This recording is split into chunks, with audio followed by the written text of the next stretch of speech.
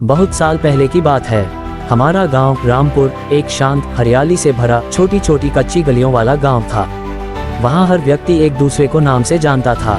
उसी गांव में मेरे दादाजी रहते थे, एक पुरानी हवेली जैसे घर में। उस घर में एक कमरा था जो हमेशा बंद रहता था। बचपन से ही हमने सुना था कि वह कमरा कभी नहीं खुलता। दादाजी हमेशा कहते थे, जब तक मैं जीवित हूँ उस कमरे में कोई नहीं जाएगा।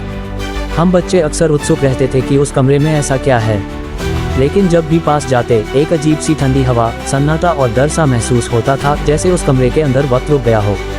एक रात मैं 3 बजे बाथरूम जा रहा था, तभी देखा कि दादाजी धीरे से उस कमरे में जा रहे हैं। मैंने चुपचाप झांक कर देखा। उन्होंने एक पुरानी घड़ी चलाई जो उल्टी दिशा में चल रही थी, एक डायरी खोली और एक पुरानी तस्वीर निकाली जिसमें जो आदमी था वह हूबहू मेरी तरह दिखता था, लेकिन नीचे तारीख थी 1902। दादाजी की तबीयत बिगड़ने लगी। उन्होंने अंतिम समय में मुझे बुलाया और कहा, जब समय आए उस कमरे को खोलना, पर जो देखोगे उसे समझने में उम्र बीत जाएगी। और फिर उनका निधन हो गया। उनके जाने के 49वें दिन मैंने साहस जुटाकर वह कमरा खोला। अंदर वही घड़ी, वही तस्वीर और वही डायरी पड़ी थी। डायरी में लिखा था, ग्रेटर दैन। मैं 1921 में एक योगी से मिला था। उसने समय को थामने की विद्या दी थी।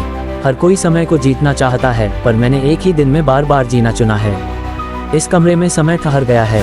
जो इसे समझेगा वो कल देख सकेगा, पर आज खो देगा। धीरे धीरे मैं उस डायरी के माध्यम से भविष्य देख पाने लगा। पहले तो मज़ा आया, परीक्षा के प्रश्न, बाजार के उतार चढ़ाव, लोगों की बातें पहले ही पता चलने लगीं। पर फिर चीज़ें अजीब होने लगीं। मेरे सपनों में दादाजी आते, आईने में उनकी झलक दिखती। एक दिन डायरी में लिखा मिला, ग्रेटर दैन। तूने समय को छेड़ा है, अब समय तुझे छेड़ेगा। उस रात मेरी घड़ी बंद हो गई।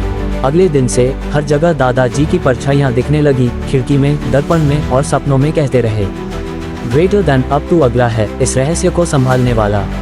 आज भी वह कमरा मेरे घर में बंद है। मैंने उसे सील कर दिया है, क्योंकि कुछ रहस्य जानने के लिए नहीं बल्कि चुप रहने के लिए होते हैं। शायद एक दिन जब तुम समय को समझना चाहोगे तो ये रहस्य फिर जीवित हो उठेगा।